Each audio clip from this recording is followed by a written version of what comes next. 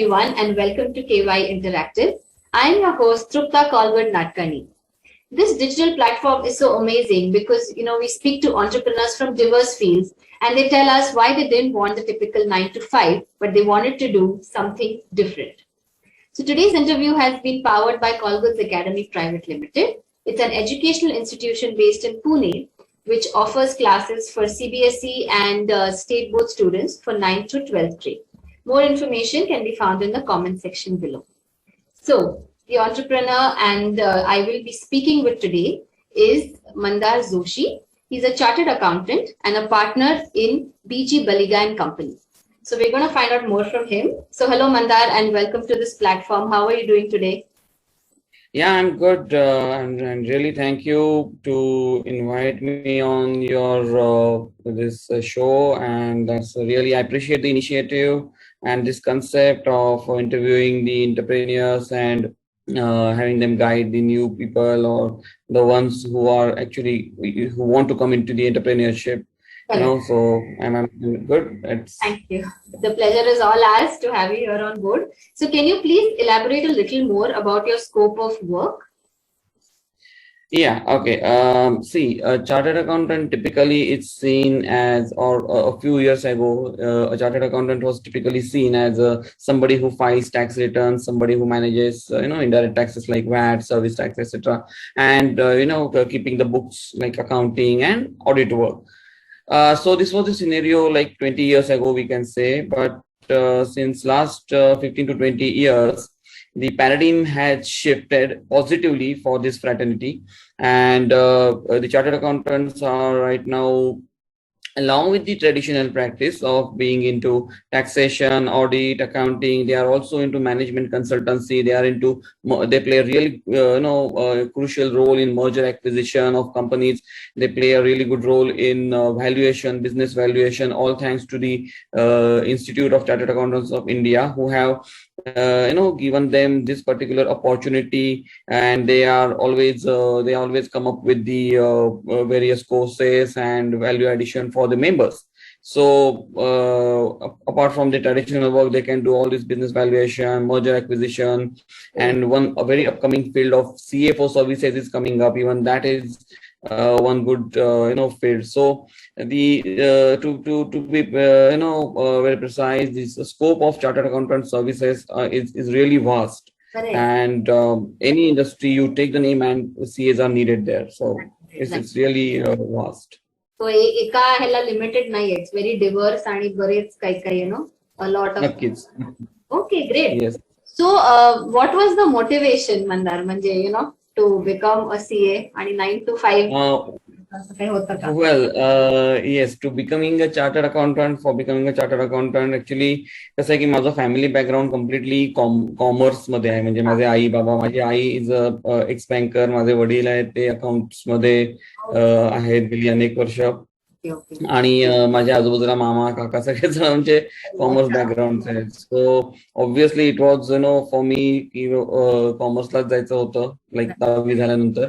And then when I entered in this college life, I was influenced by our professors. म्हणजे आम्हाला जे शिकवणारे जे होते त्यांच्याकडून मी म्हणजे प्रेरित झालो म्हणू शकतो आपण, किंवा त्यांचा बराच प्रभाव आमच्यावर पडतो. जेव्हा आपण कॉलेजेसमध्ये वगैरे जातो तेव्हा एक वेगळा पर्स्पेक्टिव्ह असतो. आणि फॉर्च्युनेटली दे वर chartered accountants, and it wasn't the only the knowledge which they used to share, but also the way they used to teach us.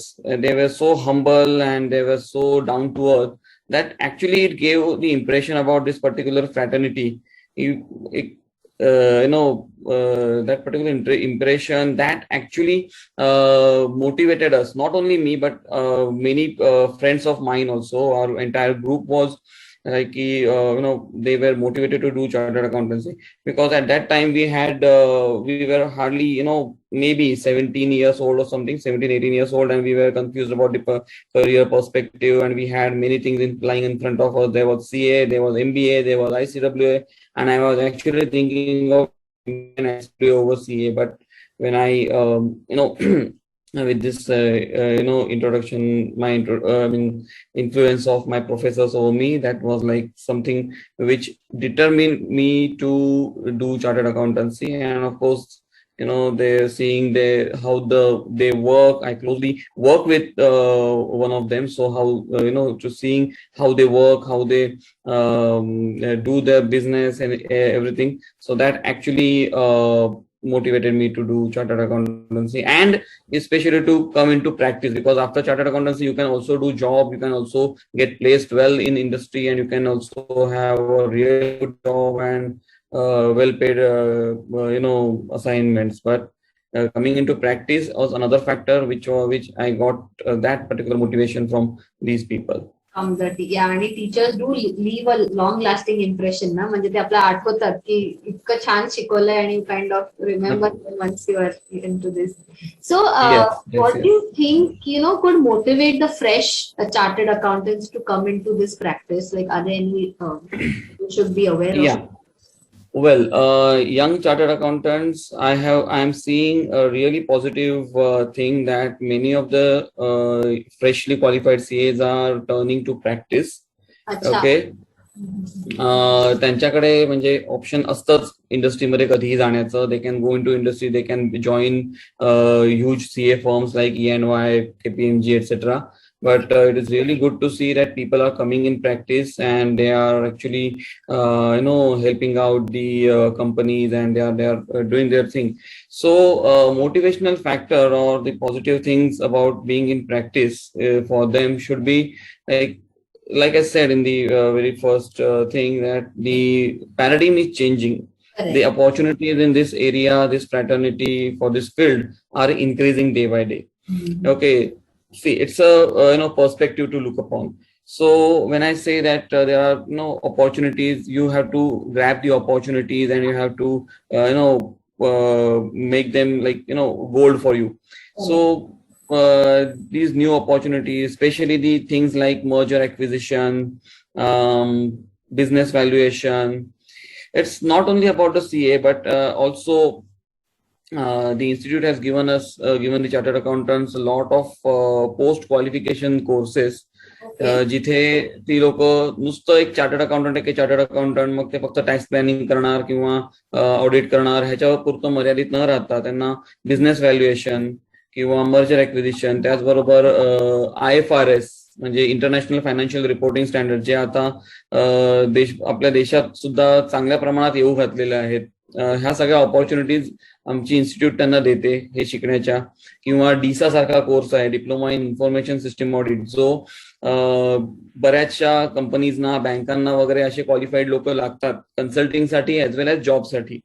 तर हे सगळे ज्या ऑपॉर्च्युनिटीज ओपन होत आहेत त्या मला असं वाटतं की त्या नक्कीच या नवीन चार्टर्ड अकाउंटंटसाठी एक प्रेरणादायी ठरू शकतात. की फक्त अकाउंटिंग करायचं, फक्त ऑडिट करायचं, बऱ्याच जणांना ह्याचं म्हणजे माहिती असतं की बाबा आपल्याला पुढे काय करायचंय, पण मग तो कधी तो थोडंसं मोनोटोनस होऊ शकतो. तर त्याकरता ह्या सगळ्या जर ऑपॉर्च्युनिटी बघायला गेलं तर ह्या सगळ्या एक चांगल्या प्रकारचे एक म्हणजे मोटिवेशन ठरू शकतं त्या लोकांना की ह्याच्यामध्ये आपण फक्त एक नुसतं अकाउंटिंग करतोय किंवा ऑडिट करतोय. कारण ऑडिटमध्ये सुद्धा बऱ्याचशा रिस्क वाढलेल्या आहेत, त्यामध्ये खूप जबाबदारीची कामं वाढलेली आहेत. तर त्याच्याच बरोबरीने जर का आणखीनही काही कामं यांना म्हणजे करता आली, या ऑपॉर्च्युनिटी जर का करता आल्या मॉनिटाईज, तर त्यांच्यासाठी ती नक्कीच एक मोठी संधी ठरू शकते आणि त्यांना पुढच्या त्यांच्या करिअरसाठी काय म्हणतो ना, एक योग्य तो मार्ग मिळू शकतो तिथे. You shouldn't think की नुसतं ह्यालाच लिमिटेड आहे, पण खूप ऑपॉर्च्युनिटीज लाईक यू सेड खूप आहेत. Ample of opportunities in this field. Right, so there's something to look forward to for the fresh CAs. So काय barriers किंवा obstacles आताच्या chartered accountants they have to face, किंवा the practicing ones, किंवा like what are the challenges that the startups or the MSMEs they are facing? Yes. As far as the tax implications or the legal compliances, बरेच त्याच्यातले आहेत, so right. What are those? Okay, so as long as barriers in front of CA fraternity are concerned, I can say number one, if we are talking from the business perspective, then obviously competition is always one of the challenge which is in front of them. Right. But I think this challenge should be taken positively by at least the CA fraternity, because that competition should be based on quality of the work. And I believe that many of the my colleagues, my professional colleagues, they are following really good and ethical practices, and on the basis of quality, the competition is in that particular industry. So and that is one. But another thing is that you need to be updated and upgraded. Correct. As a chartered accountant, you need to be updated. Not only a chartered accountant, but as a businessman, you have to be updated and upgraded. As a chartered accountant, when I say upgraded or updated, when we say updated, it's like की ज्या क्षेत्रामध्ये तुम्ही आहात त्या क्षेत्राची अधिकाधिक माहिती मिळवून त्याच्यामध्ये तुम्ही इन्फॉर्मेशन मिळवून तुम्ही अपडेट राहा. की बाबा समजा आता कोणी बँक ऑडिटमध्ये आहे तर बँक ऑडिटमध्ये नवीन काय येतंय, आरबीआयचे काय नवीन रूल रेग्युलेशन येत आहेत, किंवा कोणी कंपनी ऑडिट करतंय तर त्या कंपनीज लॉ मध्ये आणखीन काय आहे, अकाउंटिंग स्टँडर्ड्स मध्ये काय वेगळेपणा येतोय का, काही नवीन अमेंडमेंट येत आहे का, इन्कम टॅक्स मध्ये काही येतात का, याला आपण म्हणतो की अपडेट राहणं. आणि अपग्रेड करणं स्वतःला हेही तितकंच महत्वाचं असतं. अपग्रेड करणं म्हणजे काय की जसं मी मगाशी म्हटलं की ICAI बऱ्याचशा पोस्ट क्वालिफिकेशन कोर्सेस आम्हाला जसं डीसा आहे किंवा बिझनेस व्हॅल्युएशन आहे, किंवा in fact there is it's not new but now people are turning to that particular avenue. I would say इंग्लंडचं ECCA UK म्हणून एक ICAI सारखीच एक इन्स्टिट्यूशन आहे जिथे डिप्लोमा इन IFRS नावाचा एक कोर्स आहे जो आत्ताच्या काळामध्ये it's hot cake in the market. So तुम्ही जर स्वतःला अपग्रेड केलं, म्हणजे या ज्या चार्टर्ड अकाउंटंट स्वतःला अपग्रेड करायचं ठरवलं तर त्यांच्यासाठी ह्या पण ऑपॉर्च्युनिटी असतात की त्यांनी ते सगळे कोर्सेस करून ते नवीन क्वालिफिकेशन मिळवून नुसतं भारतातच नाही किंवा त्यांच्या शहरातच नाही तर ग्लोबल लेवलला ती लोक जाऊ शकतात ऍज अ कन्सल्टंट और as a expert in that particular domain, especially when you're talking about DISA or CISA. CISA is another system audit related certification. Again, it is a UK based course. तिकडे सुद्धा त्यांना opportunity असतात. त्यानंतर आणखीन एक opportunity open होते CFE म्हणून, certified fraud examiner म्हणून. तर त्यांना तिकडे सुद्धा एक फ्रॉड एक्झामिनरची UKचीच इन्स्टिट्यूट आहे, तो सुद्धा एक चांगला कोर्स आहे. की हे सगळं कशासाठी, तर हे सगळं स्वतःला अपग्रेड करण्यासाठी. आता झालं चार्टर्ड अकाउंटंट झाला, ओके, मग पुढे काय, आपण पुढे तिथेच थांबायचं का, तर नाही. ज्याला स्वतःला अपग्रेड करायचं आहे त्यांनी हे सगळे कोर्सेस करून अकॅडमिकली, कसं असतं चार्टर्ड अकाउंटंटकडे भांडवल म्हणजे काय असतं, तर सगळ्यात महत्वाचं त्याचं भांडवल म्हणजे त्याचं नॉलेज. बरोबर आहे. तर जेव्हा आपण एका पर्टिक्युलर लेवलला पोहोचतो आणि मग त्याच्यामध्ये आपण अपडेट करत जातो, नक्कीच अपडेट करतो, पण आणखीनही आपल्याला काही स्वतःला ऑपॉर्च्युनिटीज हव्या असतील तर तुम्हाला स्वतःला अपग्रेड पण करता येणं गरजेचं आहे. तर जर तुम्ही स्वतःला अपग्रेड नाही केलं then there is a risk that you will succumb to the competition, you will succumb to the if you are not coping up with the environment, if you are not coping up with the changes happening around you. Okay, so there's a law of this, I mean, survival of the fittest is the oldest law of the world. So if you are not fit, you won't survive in the competition. So of course that challenge or that particular barrier is there की तुम्ही जर का survive करायचं असेल, तुम्हाला स्वतःला improve करायचं असेल, स्वतःची प्रगती साधायची असेल तर नक्कीच तुम्हाला कुठेतरी अपग्रेड करावं लागतं, स्वतःला अपडेटेड ठेवावं लागतं. So even that law applies to even CA fraternity. Very true. And that's the only thing constant na life मध्ये, चेंज एकच कॉन्स्टंट आहे. तर सारखं स्वतःला to be at the top of the game, पुढे पुढे जायचं असेल तर you have to keep up with what's new आणि ट्रेंड. तर असं लोक जेव्हा तुमच्याकडे येतात, काय काय विचारतात, दे हॅव सम आयडिया, जसं काही मिथ्स आणि आहेत का, लाईक दे थिंक की असं आहे, मिथ्स वर्सेस फॅक्ट्स, असे काही एक्झाम्पल आहेत. गोष्टी होतात अशा बऱ्याचशा, माझ्याच नाही अनेक चार्टर्ड अकाउंटंटच्या बाबतीमध्ये असं होत राहतं. एक तर पहिली गोष्ट म्हणजे हल्ली लोक गुगलवर आधी काहीतरी बघतात आणि मग येतात कन्सल्टंटकडे, तो एक फार मोठा त्रास असतो. गुगलवर काही रॅन्डम काहीतरी आन्सर कुठेतरी बघतात आणि लोकांची म्हणजे एक जनरल अशी मेंटॅलिटी सगळ्यांचीच, बाकीच्यांची कशाला, आपली मेंटॅलिटी तशीच असते की बाबा आपल्या समाधानाचं काहीतरी कोणी बोलत नाही किंवा सांगत नाही तोपर्यंत तुम्हाला ते बरं वाटत नाही. तर लोक तिकडे कुठेतरी शोधतात की अरे नाही हा आपल्याला काही पॉझिटिव्ह सांगतोय का. मग बाबा त्यांनी जर सांगितलं, सीएने तुमच्या सांगितलं की बाबा नाही बाबा तुला एवढा टॅक्स भरावा लागेल, तर तो काहीतरी नॉलेज आहे त्याला म्हणून तो सांगतोय, त्याला काहीतरी माहिती आहे किंवा तो तुमचा आधीपासूनचा कन्सल्टंट आहे, तुमच्या बिझनेस विषयी, तुमच्या कामाविषयी त्याला जास्त माहिती आहे. या पूर्ण तुमच्या हिस्ट्रीची तुम्हाला माहिती आहे, त्याला माहिती आहे, म्हणून तो तुम्हाला काही सांगत असतो की बाबा तू अशा प्रकारे कर किंवा हे कर. हल्ली लोक काय होतात की आधी काहीतरी गुगलवर बघतात, नाहीतर व्हॉट्सअपवर काहीतरी येतं, ते काहीतरी बघून मग नंतर सीए कडे जातात. त्यामुळे हा एक फार मोठा त्रास वाढलेला आहे. म्हणजे त्रास म्हणण्यापेक्षा हे उगाचच म्हणजे कारण होत राहतं काहीतरी गैरसमजांचं. तर माझं असं मत आहे की शक्यतोवर क्लायंट्सनी, ज्यांच्याकडे ऑलरेडी चार्टर्ड अकाउंटंटला जे लोक कन्सल्ट करतात, त्यांनी शक्यतोवर गुगल, व्हॉट्सअप हे सगळे प्रकार टाळून जे काही हवं ते तुमच्या सीए ला विचारा, तर नक्कीच तुम्हाला चांगल्या प्रकारे गाईड करेल. आणि हल्ली असं झालंय की रादर गेल्या 2 वर्षांमध्ये सिच्युएशन अशी आहे मार्केटची की कोविडमुळे बऱ्याचशा छोट्या कंपनी, छोटे उद्योग आहेत, त्यांना जो कॅश क्रंच किंवा फंड क्रंच जाणवतोय, त्याच्यामुळे सुद्धा मार्केटवर बराच परिणाम झालेला आहे.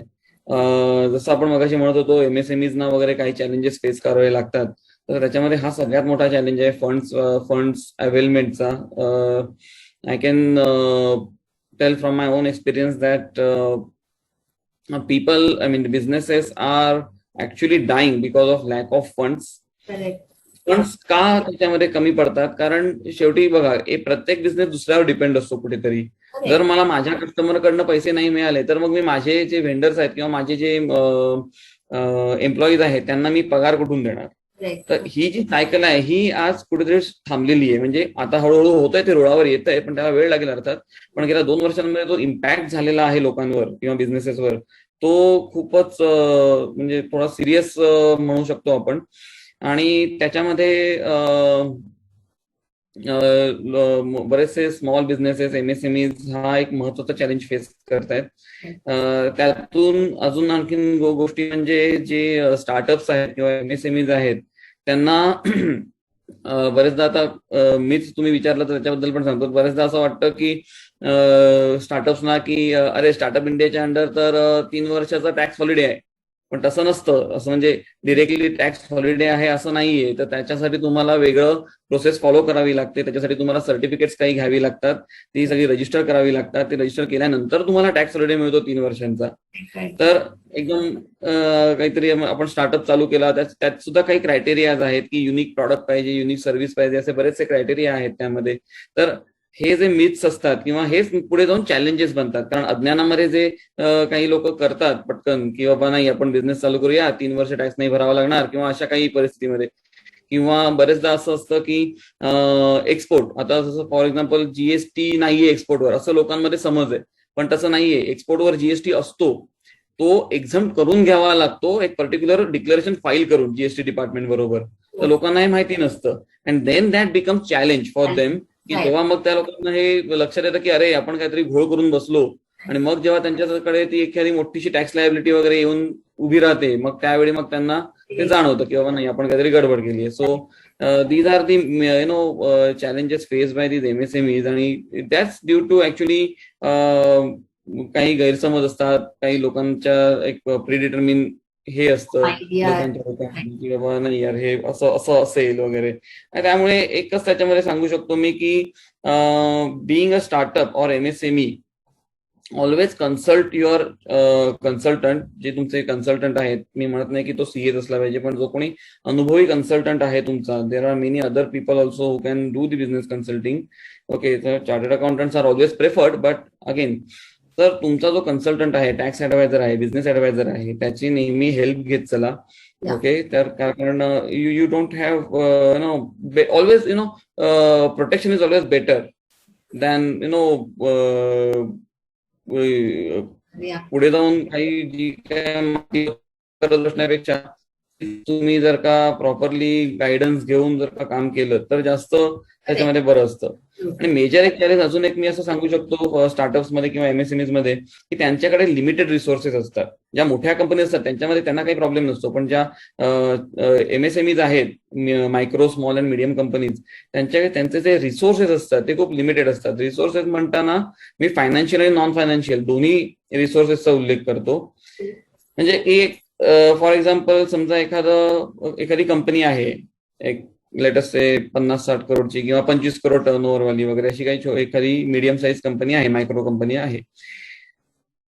आयडियली कोणत्याही कंपनीमध्ये there should be a good and well experience accounting team ही असायलाच पाहिजे.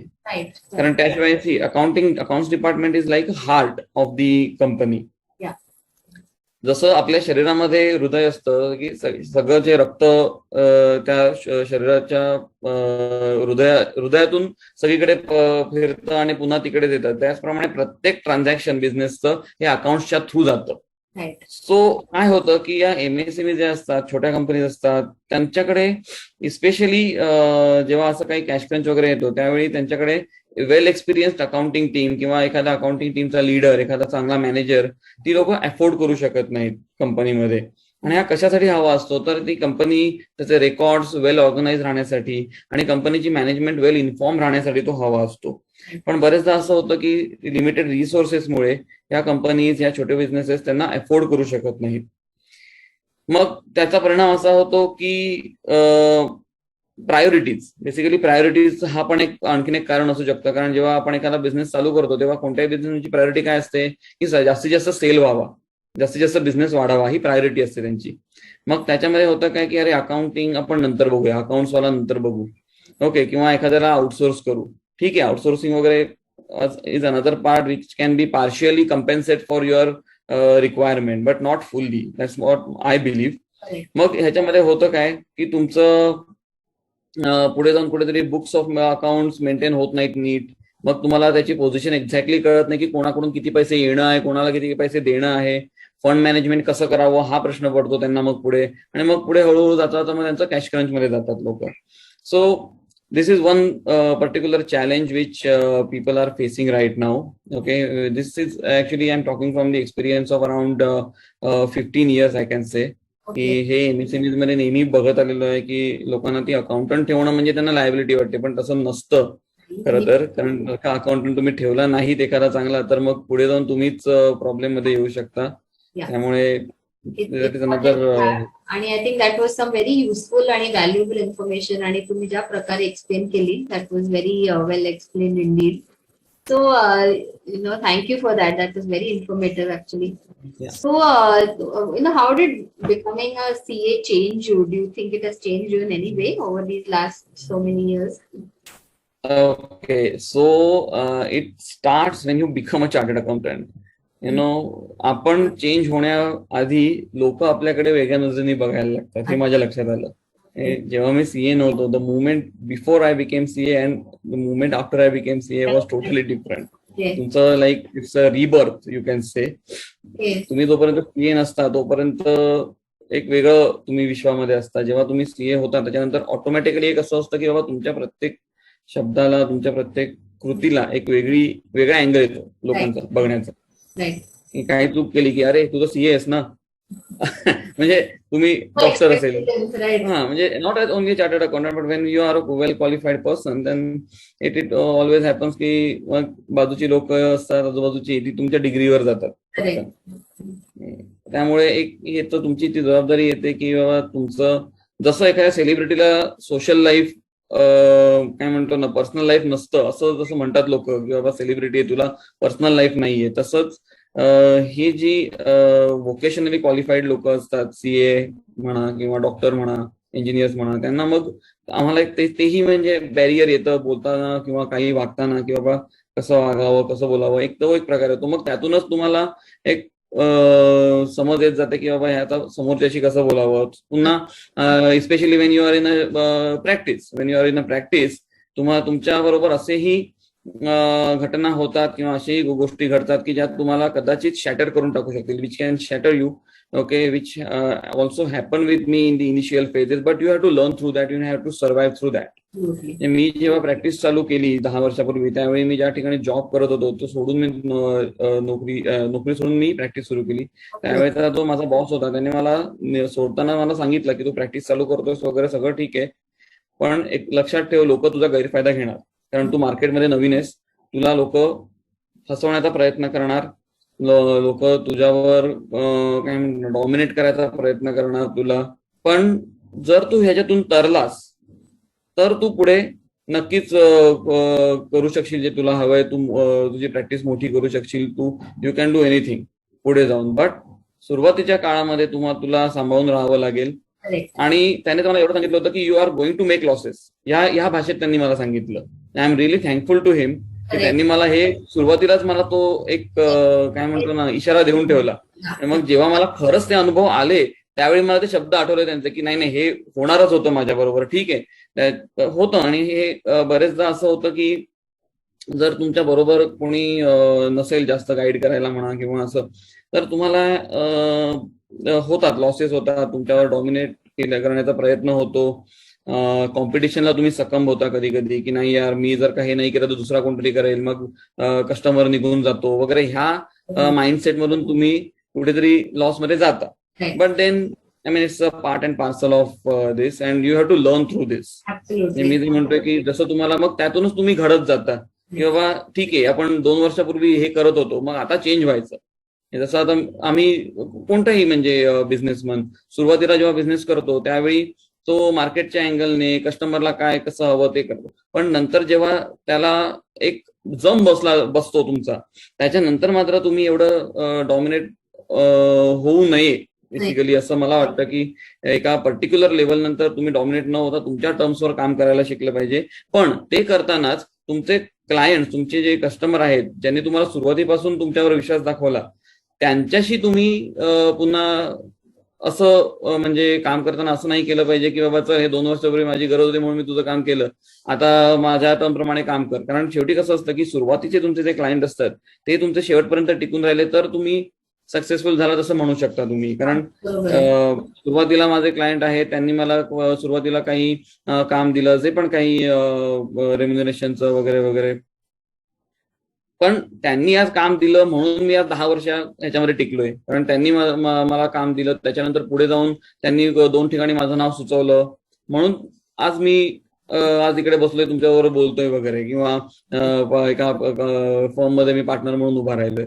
So that is something every businessman, not only a chartered accountant, but every businessman should keep in mind that being humble. म्हणजे जे मी म्हटलं एकदम सुरुवातीला की आमचे जे प्रोफेसर होते ते एवढे हंबल होते, ते कशामुळे होते, कदाचित हेच ते रिझन असू शकेल की ते सुद्धा म्हणजे त्यांच्या लाईफमध्ये हे सगळं ह्याच्या थ्रू गेलेले आहेत. त्यामुळे you have to be down to earth आणि तुम्हाला स्वतःवर कंट्रोल करणं आणि कोणत्या वेळी कोणत्या माणसाबरोबर कसं वागावं हे सगळं बिझनेसची जी प्रोसेस असते, not only being a chartered accountant but also as an entrepreneur I can say, की ही प्रोसेस तुम्हाला ते सगळं शिकवते.